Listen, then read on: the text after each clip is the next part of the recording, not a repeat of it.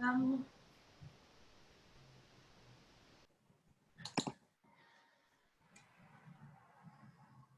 Oh, there's Jessica.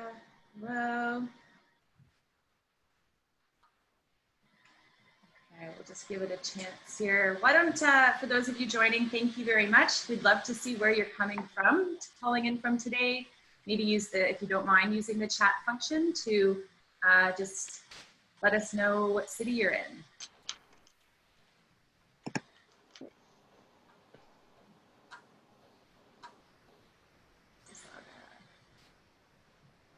Hi, Marilyn.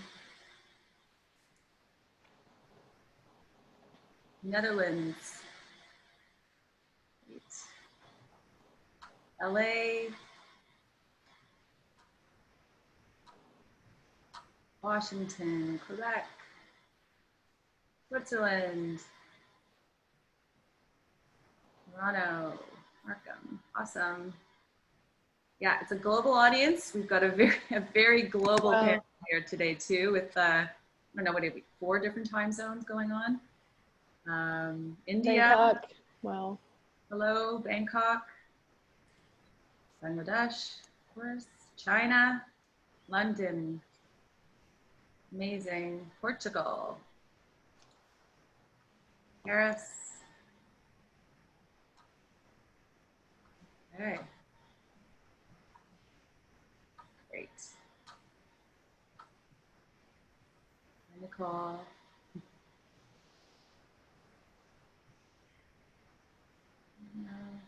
You're just joining, we're asking if you could just share where you're joining from. While we're waiting, there's several hundred of you, so we'll just give it a couple minutes.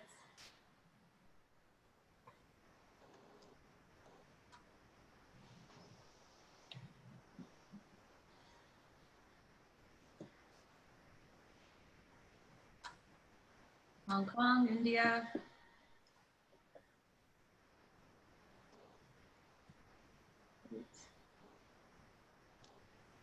Okay, there's still a few hundred more who've registered that we are waiting on.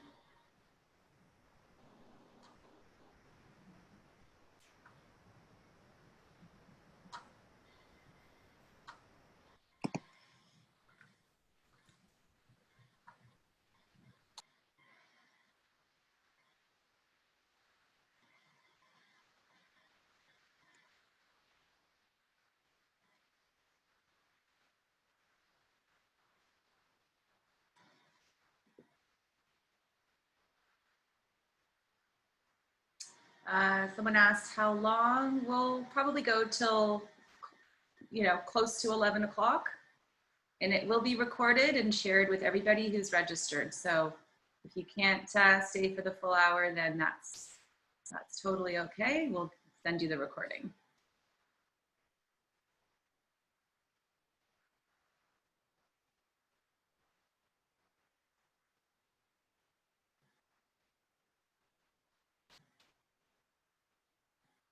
If you're just joining us, please let us know where you're joining from.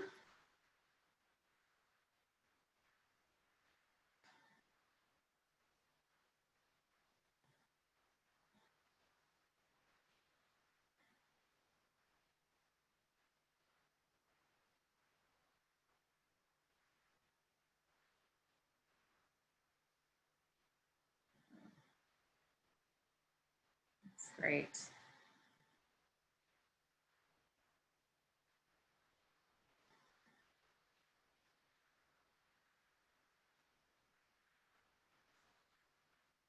Okay, so we're just at a minute after, but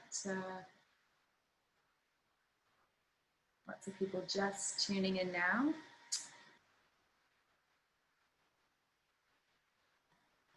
Hello, Erin.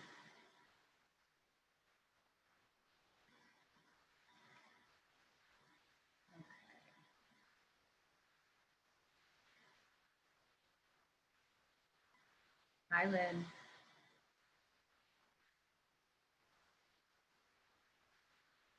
Okay. Well, everybody's sharing where they're coming from. That's great. Thank you. I see that there's still a lot of people coming, but just to try and keep it on time, I am going to begin. So I'm Kelly Drennan. For those of you who don't know me, I'm the founding executive director of Fashion Takes Action, which is a nonprofit organization based in Toronto, Canada, to help advance sustainability in the fashion industry. And for the past 7 years, we have been producing the World Ethical Apparel Roundtable, or the WEAR Conference. But of course, like many of our global colleagues and partners, we've had to pivot and bring you it in a digital format this year. And so after surveying the industry back in the spring as to the format and the content that you preferred, we've decided to offer this as a free monthly series. And starting off with the most popular topic, of course, which was rebuilding the fashion industry. And because there's so much to cover under this theme, we've decided to spread it out over 2 days, so today and tomorrow. I will be sharing the link in the chat function at some point later. If you haven't registered for other sessions, then I encourage you to do so. But our ensuing months, we'll just be doing 1 day sessions. So the next one's on October 14th, and the topic or the theme is material innovation and sustainability. And as an attendee for today's webinar, you'll receive a link. You'll be one of the first to receive that link to register. And again, that will be 3 or 4 sessions, and they will all be free. Just a couple of technical points for the chat function where you've been telling us where you're from. Please do not pose questions in the chat function. That is just simply for comments and to share your own resources. If you have a question for a specific panelist, please use the Q&A function, which you can see down at the bottom of your screen. We've turned on the like function for this because there are so many of you today. It's just easier for us. If you like a question, it means basically that it's the same question you wanted to ask, but it'll actually be highlighted for us. So it'll be much easier given the limited time we will have at the end of the discussion for your questions. All right. So 2020 has been a wild and unpredictable year, and the fashion industry has been one of the hardest hit, of course, by this pandemic. And in late March, the headlines began, and then the Pay Up campaign kicked in to support the global garment workforce. Nearly $40 billion worth of apparel was canceled around the world, the equivalent of the salaries of Bangladesh's 4 million garment workers for the next 8 years, and the salaries and benefits of most of the world's 50 million garment workers for the rest of 2020. We are now eyes wide open and faced with the opportunity to rebuild this industry.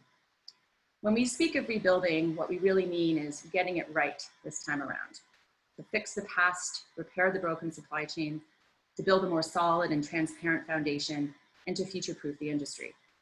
I'm excited to kick this series off with our panel, Putting People First in Fashion Supply Chains. I don't need to tell you how grossly they have been mistreated, or that the relationship between buyer and supplier is more complex today than ever before. Instead, I'll let today's experts share their perspectives on where we've gone horribly, horribly wrong and how we must work together to rebuild what has been broken. I'm excited for our moderator today, who is Elizabeth Klein, New York-based journalist, author of Overdressed and The Conscious Closet, 2 excellent books. If you don't already own them, please do get those. Sustainable fashion expert, and most recently, an active participant in the Pay Up campaign. Thanks for being a part of this important discussion, Elizabeth. And I'll let you take it away from here. I'm gonna say goodbye and turn off my video. Thanks, Kelly. Hey, everybody. Thank you so much for joining in. We have people from all over the world with us today for this important conversation. So I have spent the last 6 months covering the impact of the pandemic on supply chains for Forbes and Atmos magazine most recently. And as Kelly said, I've also been involved in the Pay Up campaign to get garment workers and factories paid back for canceled orders. You know, the fashion industry loves to race ahead and talk about what's new and what's next. But of course, everybody on this call knows that the pandemic is still having impacts on the supply chain. So I think that maybe where we should start is where we're at 6 months into this crisis in terms of the impact on suppliers and workers.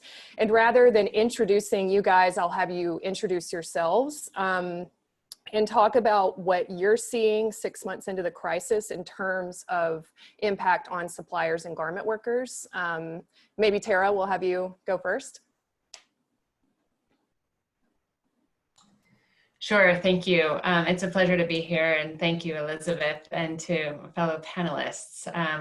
It's an honor to be on the panel with you and really to speak with all of you today. So I am with the Better Work program, which is a partnership between the International Labor Organization of the UN family and the International Finance Corporation of the World Bank Group. And the Better Work program works to improve working conditions and also the competitiveness of the apparel sector in the countries where we work around the world. Would you like me to continue and talk a little bit about where I see the industry now, or are we just leaving it? Yeah, I would love to hear from you what you're seeing on the ground. Like what is the situation? Are things stabilizing? Are they getting better? Are you seeing the economic impacts taking a bigger toll? Yeah, so the industry has gone through a crisis unlike it's ever been through before. And while we are seeing some improvements, we see some factories opening, we see some orders starting to flow again. The industry continues to be in a severe state of crisis. We have workers who have still not been paid or only been paid partially since March. We have vast number of workers who continue to be fired, furloughed, suspended. We have manufacturers who are closed either temporarily or permanently. We also have major brands and retailers who have filed for bankruptcy, some of which won't emerge. So we're seeing that there's a confidence issue, there's an issue that stores are not reopening, and there's a fundamental problem in the way that the industry works. And we've really, the spotlight has been shown on the vulnerabilities and the weaknesses of the dynamics within the supply chain and the empower that exists between the brands, the manufacturers, and the workers. And that's something that fundamentally needs to be addressed to actually see a real recovery, in order to actually see workers start to receive the payments that they need, receive the benefits they need, and also for the manufacturers and the businesses to be able to survive. So we can't look for short-term fixes. We have seen some short-term relief through various types of fiscal and monetary measures that have been taken by governments or that have been offered by international finance institutions or brands. But those have been short-term measures. They haven't covered the full extent, and the crisis continues and really needs to be addressed at its roots to say what is wrong with this industry and how do we create something that's really more viable for everybody along the supply chain. Thank you. And Mostafis, so this is not an abstract issue for you. Your factory has been greatly impacted by order cancellations, and you have been one of the most outspoken factory owners. You have been the most outspoken factory owners about how the crisis has impacted suppliers. Can you tell us, and I mean, we're going to have plenty of time to get into this, but just briefly, where your factory is at with order cancellations, if you've been able to recoup any of your money, and if things are getting any better at your factory. Yeah, thanks to all the panelists and thanks for inviting me, and thanks to all the audience. It's been great pleasure to see all of you, though I am not in a very good mood to actually to speak and to join all these conferences, because I had completely lost my interest from talking all these types of things, because I've been doing this last many years. But still, I joined today with great hope and with a lot of good friends are here, and it's a real pleasure to be here. As you know that in March, COVID started, and then many of the unethical buyers had canceled the orders, and they had been also putting discounts. They started to holding the shipments, and all these kinds of thing happened, and there is nothing left to be happened.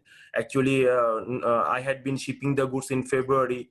Still, I had not get paid in spite of all these organizations and all these big bodies, everything where I'm a part of those organizations also, but I still had not received my payment for the goods which I shipped in February.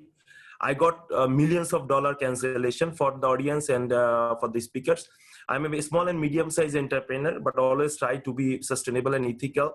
15 to 20 million dollar is my export, and in a factory like that, when you have a cancellation of 10 million dollar and you talk about not to fire the worker, paid to the worker on times, I don't know from where those monies are coming and where those people are expecting to do that. So this is where I am, Elizabeth. To give you the very straight cut answer, I had not been paid for the goods I shipped. I had not been paid for the goods which I produced, and also I had got huge discount for the goods what I already made from my own money. This is where I am standing now, and thanks for some of the friends who had supported me. Otherwise, maybe my factory would have even not running today. This is where I am.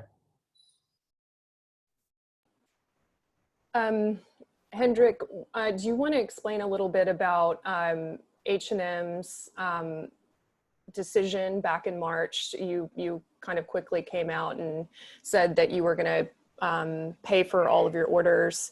What went into that decision, and has there been any discussion in the industry, considering the power that the company has to pressure these, the remaining laggard brands who still owe $20 billion to factories like most of these is? Well, to start with, maybe, when the COVID-19 crisis hit in, I think none of us had an idea how big it was going to get. But the one thing, and that was probably what led us to that decision that you just mentioned, was that we felt we need to survive the crisis, but we need to work towards a goal that we come out of that crisis. And if and when we come out of that crisis, we will need to have our partners with us again to take up business.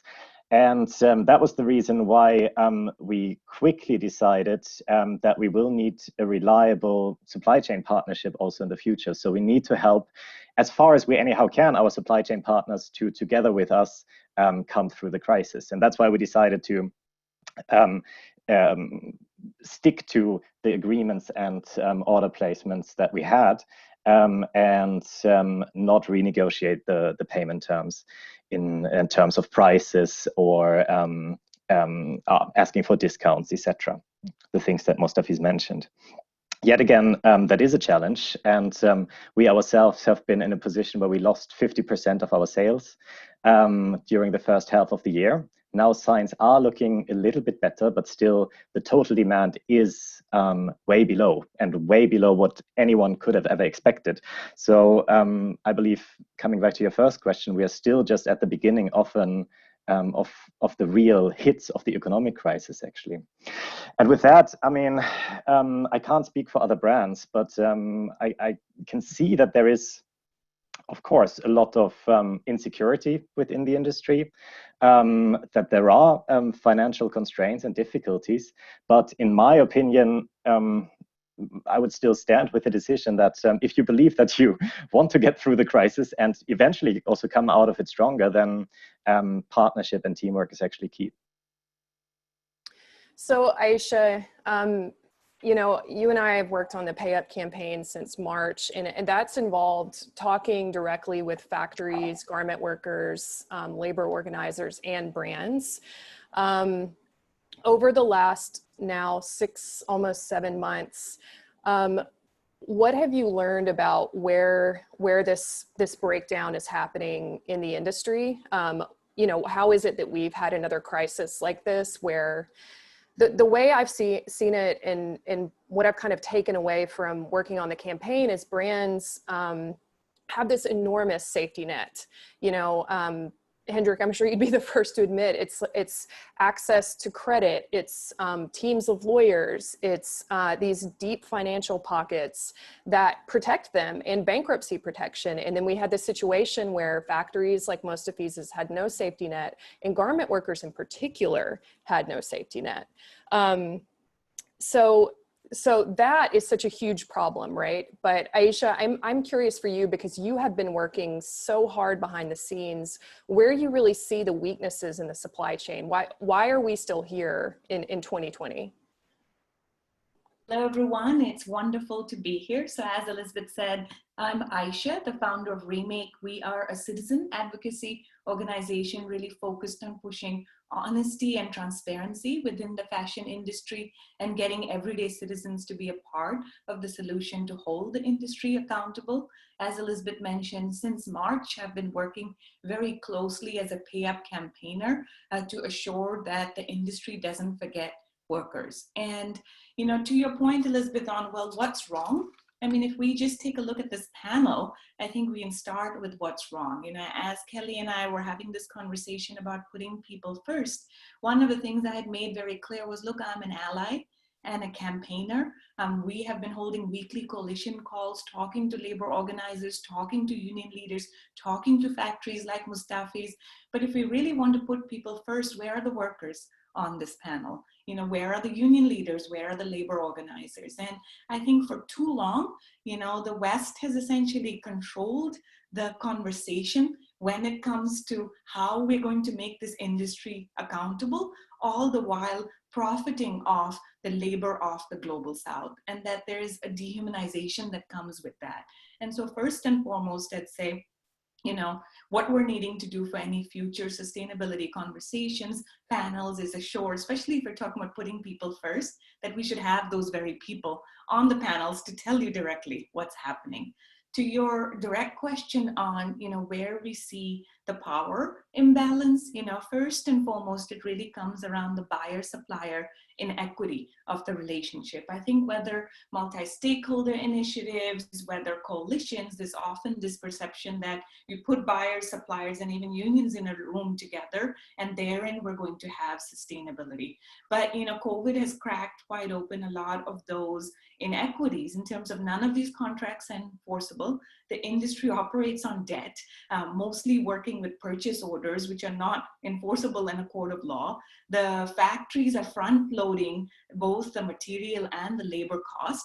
And essentially what we've seen with brands and retailers, and many huge brands who have had wonderful second quarters, continue to not pay up, whether the Urban Group, Arcadia, which, you know, we know Topshop better under that holding company, JCPenney. And so I think what we see is that brands have essentially shored up their own cash in order to retain their executives, in order to pay and reward their shareholders at the back of workers. Even if you look at some of the language when it comes to, you know, how they've reported second quarter earnings, there's often conversation around supply chain savings. And so it as a disposable cost center rather than an asset. And, you know, to your earlier question on what does this mean for workers? Well, in very human terms, we know that the fashion industry workers work paycheck to paycheck. And what we have heard directly is fear of homelessness, of food insecurity for workers who've been laid off, and inability to even go back to their villages safely because they're unable to pay for those transportation costs.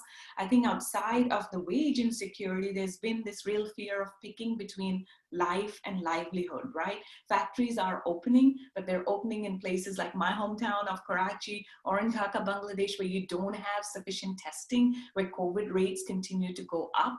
And there's this fear of, well, if I don't have money, I'm sort of in a rock and a hard place. And so, you know, I really do think we have to build back better and where we go from here. But a starting point there would be to have honest conversations rather than a revisionist history of what's happened here. And what's happened here is that the fashion industry has essentially forgotten fashion's most essential workers during this crisis. Thank you. So, you know, just to tease apart a little bit about what's happening in the supply chain right now, you know, in March we had the order cancellations, which is the impact of which is still reverberating through the supply chain. But now we also have a decline in demand for apparel. You have the economic crisis that is happening on top of the health crisis and that initial decision made by brands and retailers to cancel orders.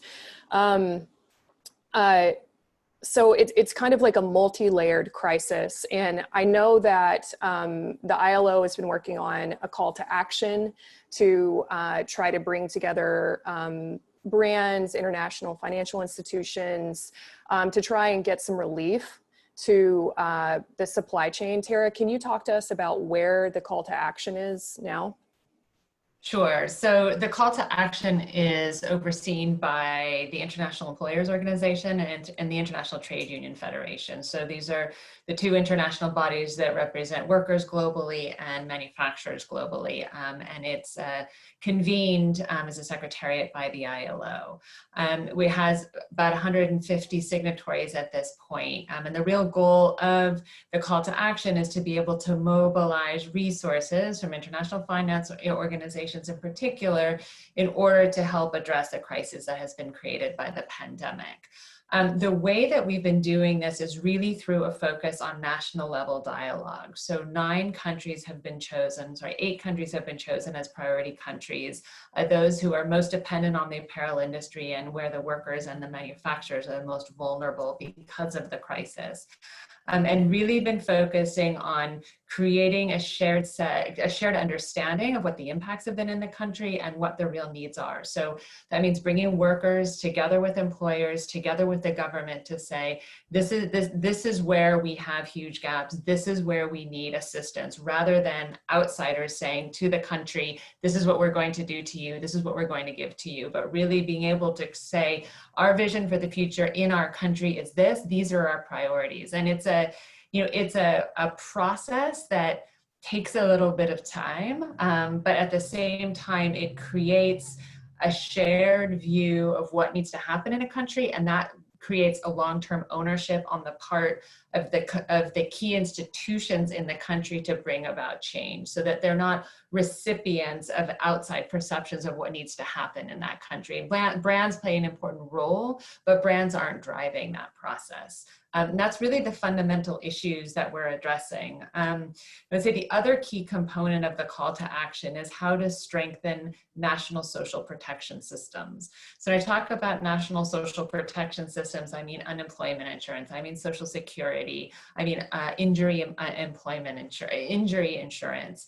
And these are the fundamental safety nets that workers deserve, but in most countries where apparel is the primary export earner, they do not exist. So if workers are out of a job, they have absolutely nowhere to go, and they have no governmental support. So it's really essential that the brands who are sourcing from countries around the world, from the global south, that they invest in helping to strengthen those national social protection systems as well, that they look at countries not only as a source of cheap labor, but also they look at how do we strengthen these systems in countries that we depend on so broadly to also protect the workers for the long term. And that's a big part of what the social action, big part of what the call to action is focused on, and at the core of the mandate of the ILO more generally. Elizabeth, if I may, one of the things, Tara, that I'd love to know is, how much money and how quickly are we going to try and deploy? And if there is a sense of urgency within the ILO core and call to action, as a campaigner, sort of on the other side, sometimes when we are campaigning against brands like, well, are you going to pay up or not? Are you going to assure wages in the hands of workers? There's essentially taking cover under the ILO call to action to say, well, now we're doing this thing, and so we can no longer talk to you. But what we aren't seeing on the ground is money trickling fast enough. So I wonder if there's a sense of urgency within knowing that the structure has to operate within a particular dynamic. Yeah, so there's definitely a sense of urgency, and no question there's a sense of urgency. The issue has really been how, a lot of the funding from international financial institutions goes directly to governments, right? To the member states, for instance, of the World Bank or to others. So what the mechanism has to be then is for the national institutions, the workers, the employers to say, here's our priorities, and then work with the government on how the distribution of already committed funds is done. There are funds on the ground. There's a significant amount of funds that have already been committed to the key priority countries. What now needs to happen is that how those are really used in the country has to be determined. And the only way to do that in a sustainable way is to have that be through consensus building of the constituents on the ground. Mostafis, I'm wondering what you think about the ILO call to action. Do you have faith that it could help a supplier like yourself in the situation that you're in? Yeah. First of all, I was just listening Tara's first things when she started. She said that workers not get paid and workers are fired. Yes, it is true. Workers not get paid and workers get fired. But why they get fired and why they not get paid? Because some buyers had not paid us. So if the buyers don't pay us, eventually people in the factory will tell, I am paying money to the workers. They will not do it. And everybody also know that it is not honest to do it. But I think ILO had not taken any action to those buyers who had not paid. And I can see many buyers like this still in many board members, in many conferences. I am just waiting the COVID to go. I don't know whether I will be getting in speaker position anymore in my life, but definitely in the audience post. And I want to ask those people who had killed my life and my 2,000 workers' life and 10,000 people's life, what action had been taken against of those buyers. And I would like to tell that when you support a brand who is not ethical to us, and it is equally justice for not supporting a brand who is doing good as H&M. I saw a questions of one of the participant asked that H&M had paid. H&M had paid each and every suppliers in Bangladesh. H&M had paid each and every bodies in Bangladesh. But what is the difference between H&M and between my customer Peacocks who had not paid? They both are competing on the same price, same thing in the highest state. So anyway, I may be going to different direction. I'm sorry. Regarding the things also IFC, I can say that I had not get any support from them. I had sent several emails. The email answer was very simple. I have 2-3 emails from them. And the answer was like this: we would like to work with the factories who is already working with us. This means who already borrowed monies from them. So it's not the priority who is more vulnerable condition or where the workers are more vulnerable condition, they are getting those funds or those supported. This is not the way the fund had been distributed. The fund had been distributed by their priority basis. This is my practical experiences, Elizabeth, at the ground. And I had been contacted all these people by email, by personally, and last 8 months, I've been roaming to all over the world. This is where is my experience, Elizabeth. Thank you. Thank you. I mean, what we're hearing from Mostafis is that the need for these remaining brands to pay up remains as urgent as ever. Henrik, I'm wondering if you can talk about, what I was saying before about this economic crisis that's happening. We are seeing a decline in apparel. I'm wondering if what's happening in your supply chains, are you seeing factories close, downsize? And if so, what is H&M doing to make sure those workers are provided severance or have access to some social protections through the crisis? That's a really good question, Elizabeth. So to start with, yes, we see an overall economic decline. Now we see some positive tendencies, at least for our business, as well as from some other companies. And obviously, you also have to understand that the factories we work with work for many clients, so they don't only depend on how we are doing; they also depend on how other clients are doing. So the most obvious thing that we can do is, of course, see too that we have business and that there is a demand, that we can place new orders with suppliers and that we place them with those suppliers, like for example Mostafis, that are really trying to take care of their workers and really take their part of responsibility in the supply chain and in this crisis as much as anyhow possible. Then also we work with strategic partnerships with our suppliers. So we obviously try to place those orders and as much as possible orders with those strategic partners before we would start new partnerships with new suppliers.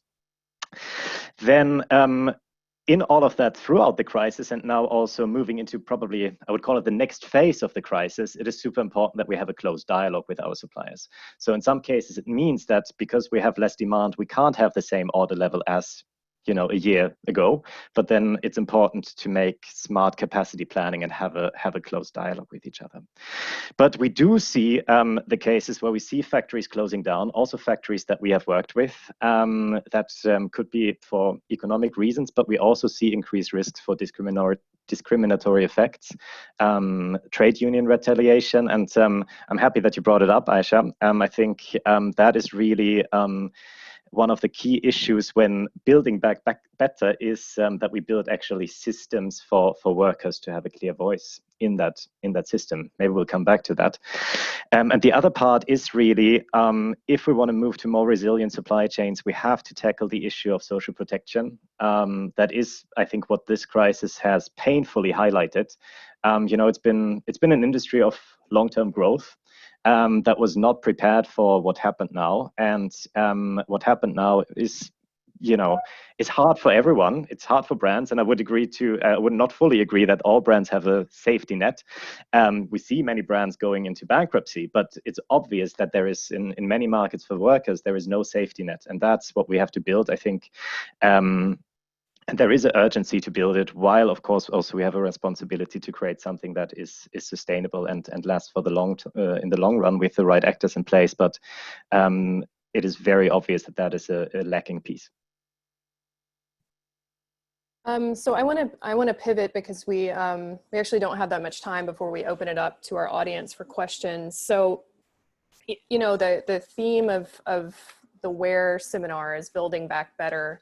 And, what we all seem to agree on is that we need fundamental structural changes to the fashion industry. And I know Mostafis, you've written extensively about changing contracts between buyers and suppliers, returning to letters of credit, and the Pay Up campaign is working on this idea of binding agreements and ending voluntary commitments. There's a lot of ideas out there that I'm hoping that we can kind of dig into a little bit. Maybe Mostafis will start with you. You have written extensively about the need to change the contracts. They're very one-sided currently in the favor of buyers. Is that something that you still advocate for? And if so, how do you see it working? Actually, Elizabeth, regarding the purchasing practices and business contact, if you look into the history, it's been last 4 years. I am continuously trying to talk about it. We had a great conference in Dhaka 2016 with the current CEO of H&M, Helena Henderson, and then it's followed by with Jill and everyone in London, and also going back to Dhaka again last year. So advocating the contact and the purchasing practice is old problem. It's not only the things about the COVID. In the COVID, during this period, we had realized it more. I would like to tell that, see, when you get a contact, there are two things. Number one is about the contact. When you get a contact as a manufacturer, you hardly have a choice to say no, because you all have to understand, for foreign brand and retailer, there are 15,000 factories, and for a factory, there are only one buyer or maximum two buyers. So power balance is not there. And the contracts always been, when I didn't get paid from the buyer, many of my friends try to help me in London and USA with the lawyer. And when I went to the lawyer, I becoming fool. The lawyer said that you have no right to do anything to them. And then he said it to me, are you fool? You work on the trust. Believe. How do you do this? This contract is completely like that. And it is the reality. Many of my friends many organizations, famous organizations, individual persons, and I'm thanks to them, they try to help me, but nobody yet able to do anything. This is because of the contact, Elizabeth, because the contacts already made in that way. And as I said, contacts always made in a way where as a manufacturer, you have a very less power to do. But at the same time, I want to remind one more thing also. Every buyer is not same. Every brand is not same. If for everyone is not same, please do not generalize the thing. We need to differentiate who is the good buyer, who is the bad buyer, who is an honest customer, who is helping to the worker, and who is helping to the manufacturer.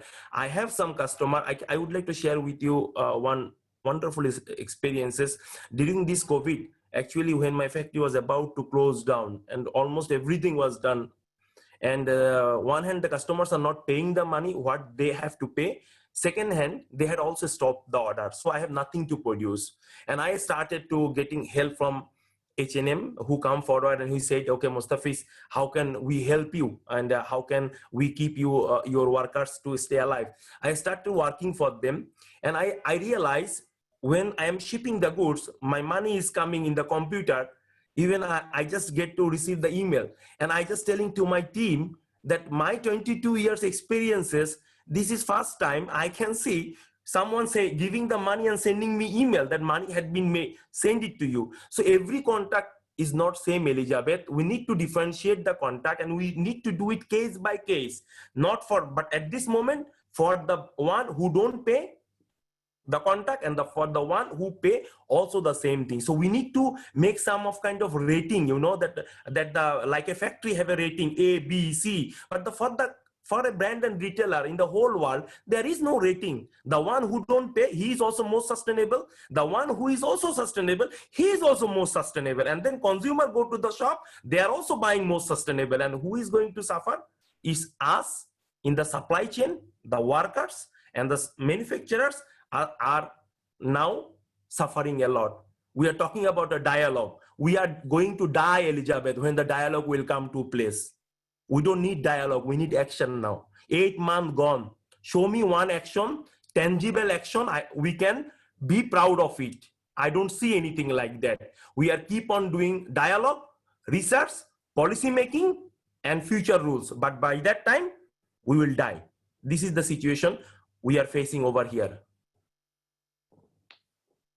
Aisha, I would love to hear what you have to say about that. That's something that I know in the Pay Up campaign, we realized early on that fighting brands to get money back for canceled orders was not going to be enough. Yeah, I would just love to hear from you. Yeah. So, you know, once we started to hear in March that orders were being canceled, obviously since March to now, our number one focus has been Pay Up. I think, you know, completely agree with Mustafa is that that's what needs to most urgently happen. And I would purport to, you know, whether I see some friends from Sustainable Apparel Coalition on here, you know, Tara, I know that you're sort of part of the ILO call to action, you know, for any brand that hasn't paid up, I don't think they should take cover under any of these coalitions, because this should be just the most basic rule of entry is if you haven't paid for goods that have already shipped, if you continue to ask for retroactive discounts, you know, you cannot be welcomed back into the polite society of somehow building back better or making the industry better. So for us, you know, they remain, to Mustafi's point, many brands that haven't paid up. I've put a website on here where we are tracking them, and that's most important. But, you know, we started to work early on with a coalition of labor organizers, different academia, human rights experts to say what else is needed. And so we have put forth a 7-point plan of what the future of fashion must be in order for it to be worker centric. But I think one of the difference between this and other conversations is the urgency. And so between now and the end of the year, beyond Pay Up, one of the things that we're asking all brands and retailers to do is shore up wages, shore up severance. You know, we need to get money in the hands of workers as quickly as possible. We know a lot of women are up against gender-based violence. We know that workers, when they're fired and factories shut down, it becomes a situation too late to get money in their hands. And so I would even challenge you, Henrik, to say it's wonderful how H&M has paid up from the very beginning, not evoked the force majeure clause, but you have an opportunity here, whether thinking through your foundation, whether thinking through, what cash you might have on hand for your strategic suppliers to prepay for contracts, to essentially show the industry that for these essential workers, we're needing wages in their hands. And I think going forward then, not getting into all of the points, but we have that petition here, one of the things that we really have to talk about is transparency. Transparency for who, for what purpose, and if it's to work, to Mustafi's point, transparency has to be for workers. We don't learn anything from brands by simply publishing your tier 1 supplier list. That's wonderful. But what we're needing to know is who are the lowest paid wage earners within your supply chain. Put your audit data in the public domain, put the corrective actions in the public domain. Let's have an honest conversation about how your clothes are made and how we're improving them. Because for too long, the entire sustainability complex has treated brands and retailers as the customer rather than workers. And if we're truly to build back better, whether enforceable contracts, thinking about ending starvation wages, we have to start with good data.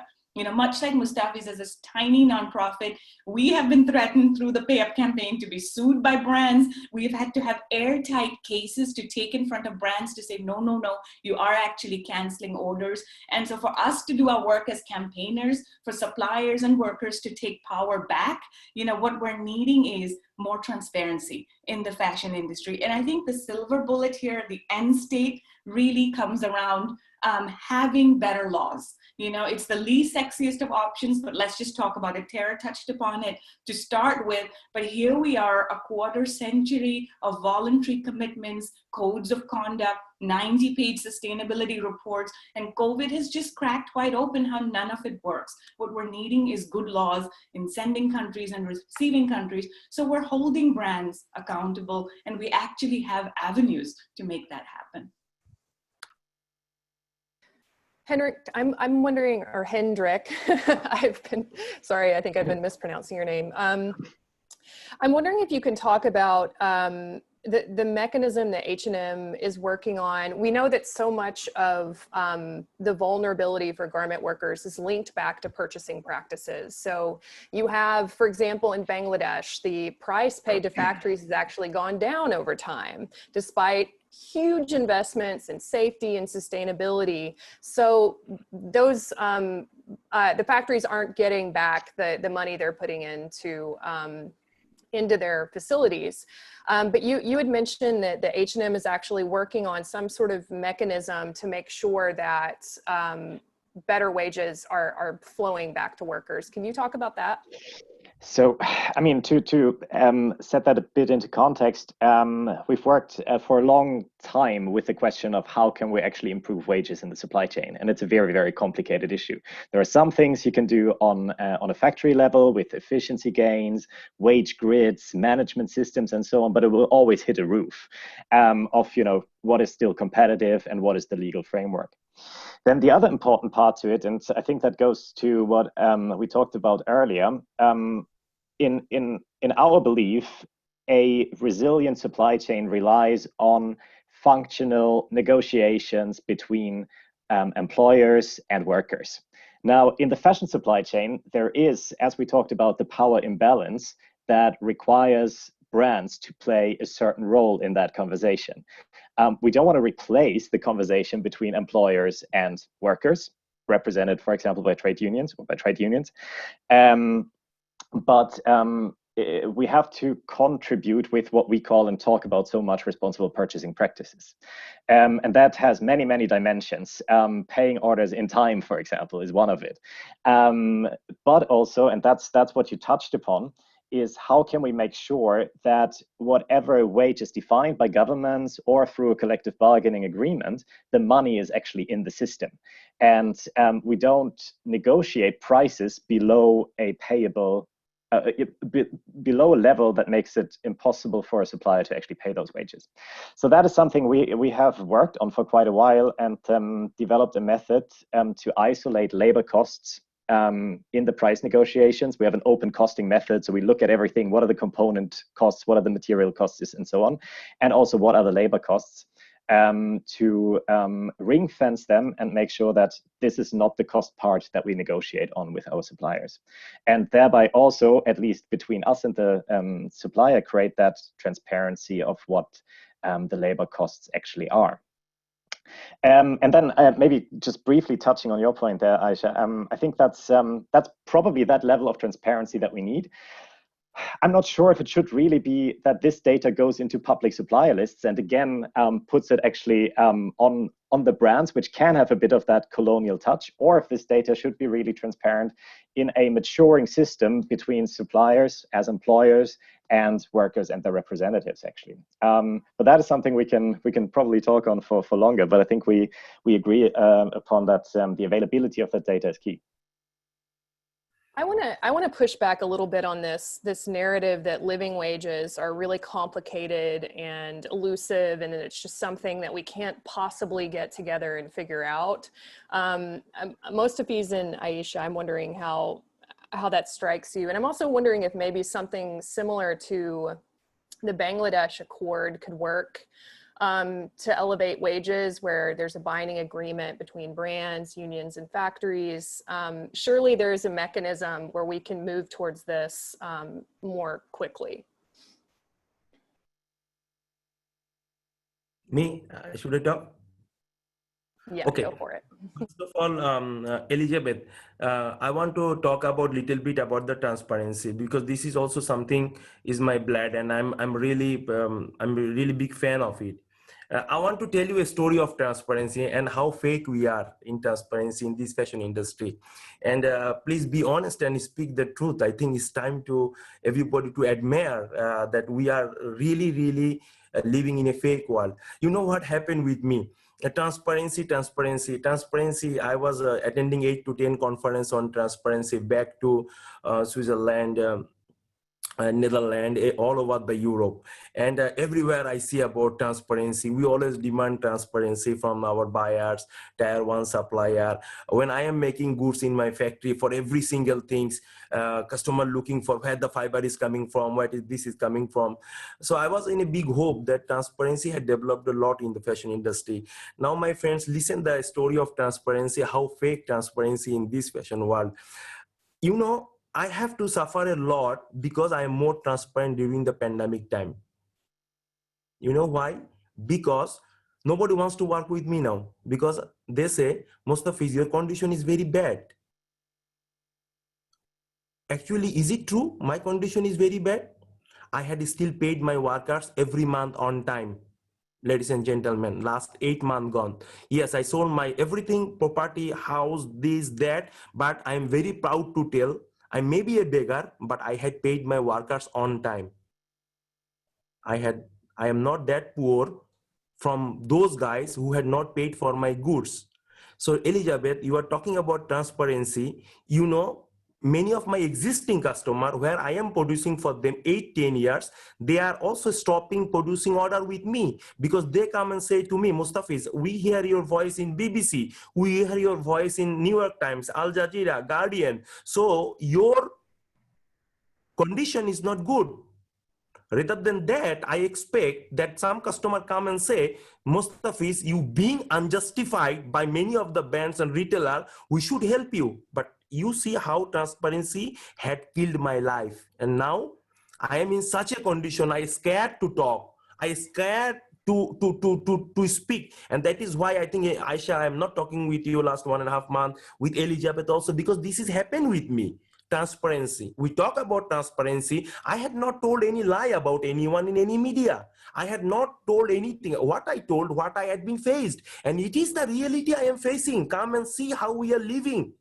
We hardly have money to even drinking water. This is where our conditions are lying in the supply chain.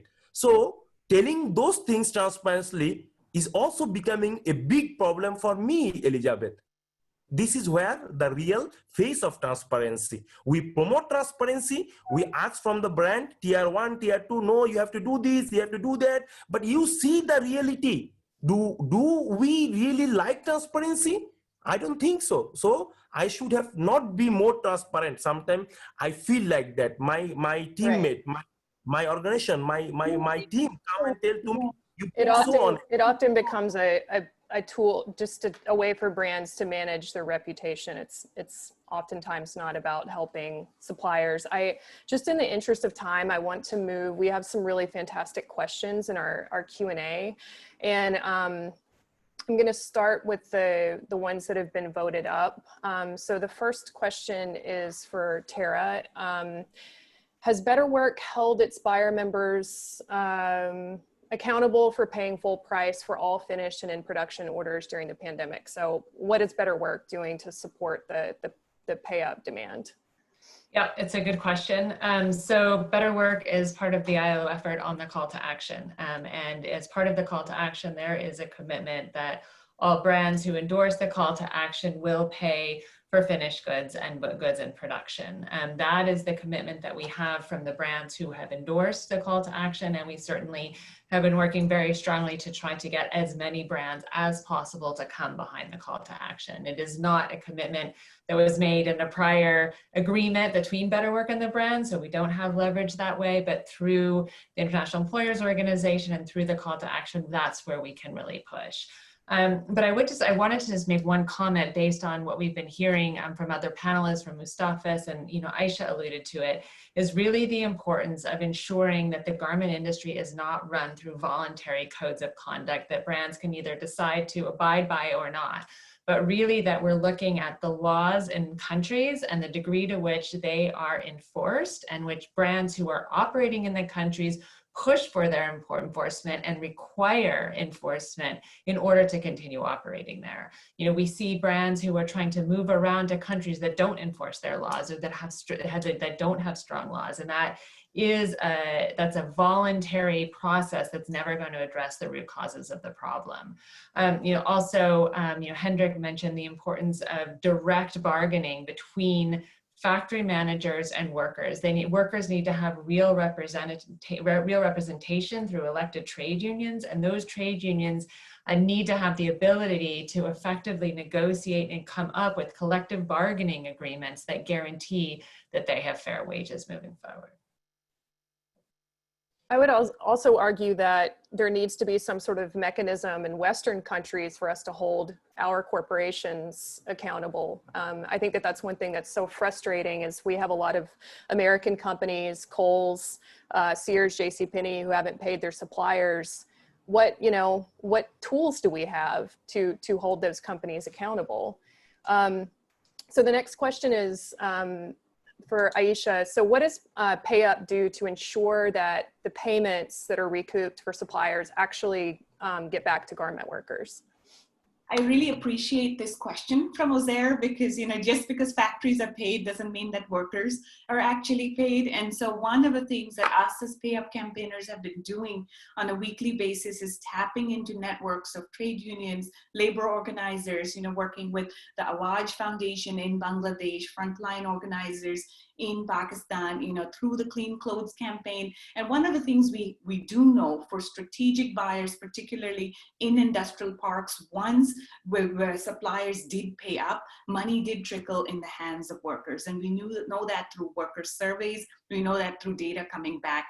I think one of the things that's really important here is, again, the urgency of it, right? The money that we were able to unlock when brands agreed to pay up in March, April, May was more likely to get into the hands of workers more urgently than, a Primark who has agreed to pay up after months of campaigning last week. Because to Mustafi's point, the industry is contracting. Factories are starting to shutter.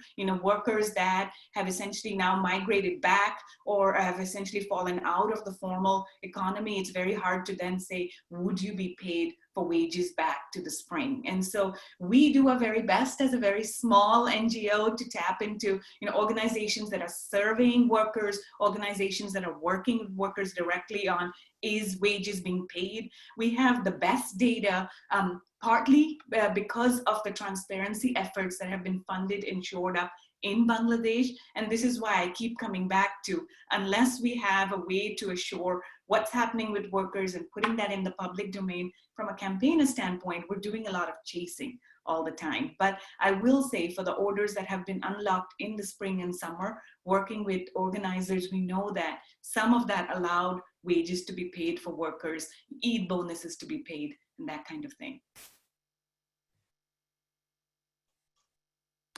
So it looks like we have a couple of questions where people really want us to reiterate.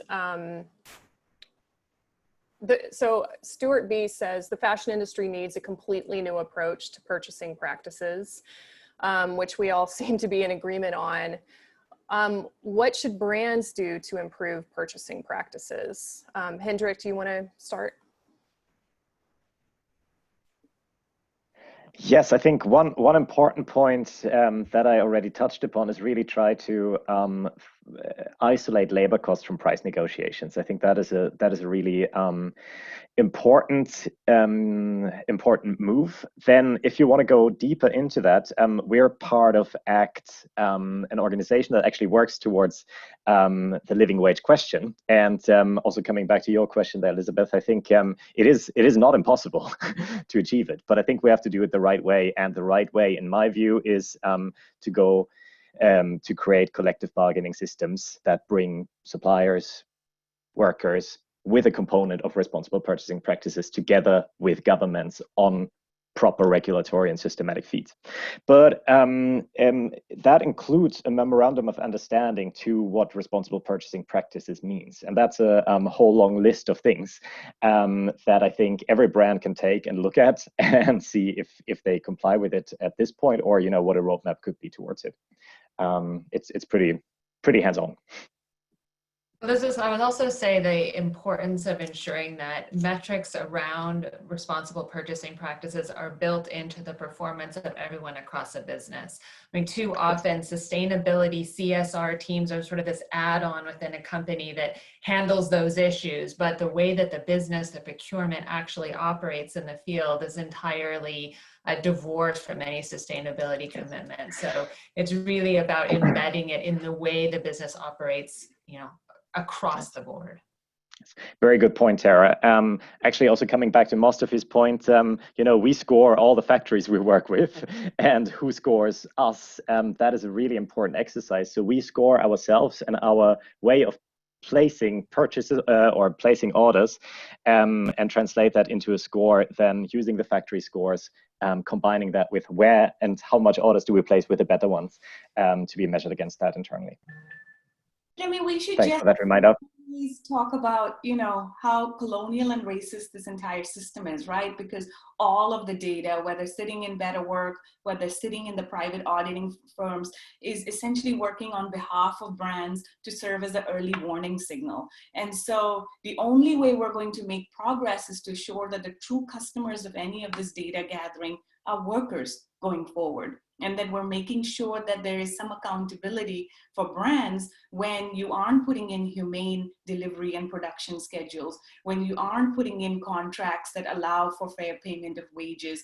To Tara's point, of some of the structural ways of trying to build social protections, what we've seen in this industry is also cutting and running behavior. So the minute you have social protections in a country, what prevents a brand from then leaving and going somewhere cheaper? What does a responsible transition plan look like? So I would really urge us, for the many conferences, coalitions, anything that we're sitting on, to say, how do we make this more about, is the system working for workers? And then if it's not, then let's stop wasting time, money, and energy. And to Mustafa's point, pretending that we're somehow making this all better.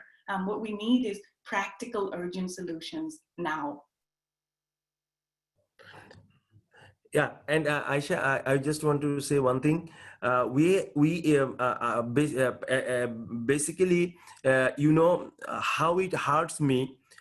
It's a feeling like that somebody killed my parents, and I can see the killer is sitting in a big chair in front of me. When I see the brands who had not paid my money, and everybody knows about it, they are in the big board of different organization and speaking for the sustainability, and we all are behind them like an rat. So Aisha, we need to change those things. or otherwise people like us will not come and speak, or you will get lost, like I got lost from last 2 months because I'm too small to talk all these things. And we all know who had not paid. We also know who had paid. We know very well, as you said, from the starting of the pandemic, H&M had not canceled any order in Bangladesh, not for this or that from the day one. But at the same time, we also know who had done that. But now today, everybody on the same position, Aisha. It have to be a stop from going forward. It's a big crime to be seated with them and listening them and be in a driving seat, all these people again and again. Aisha, it hurts us a lot. It's a very, very hard feeling for me to see these things. Please do something on that.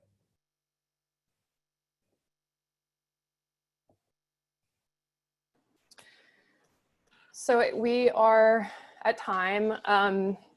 Thank you everybody for being here, and especially to all the panelists for helping us have an honest conversation about what's going on. And to Mostafiz's point, there's still a very urgent need to get brands to pay for canceled orders. And for us to move from a space of talking a lot about what to do towards action. And Kelly, thank you so much for making this the first panel of a conversation about rebuilding the fashion industry. I hope that's an indication that human rights and labor rights are going to be part of the conversation of rebuilding the fashion industry. So we really, really appreciate you prioritizing this subject. Yeah, thank you so much to all of you for joining in and all the attendees today. And yeah, sorry, we've gone a little bit over. The next session is at 11:30. I've posted the link in the chat if you haven't registered. We'll be looking at traceability and how that builds better transparency. And then again, later this afternoon, we'll be doing a fireside chat with Fashion Revolution on transparency as a tool for change. So hopefully you can join us for those. And then a final presentation by the Worldwide Responsible Accredited Production on building harmonious supply chains. So again, thank you to each of you for joining from all the different time zones. And I look forward to keeping the conversation going over the next couple of days. Thanks. Thank you so much. Thank you very much, everybody. Thank you very much.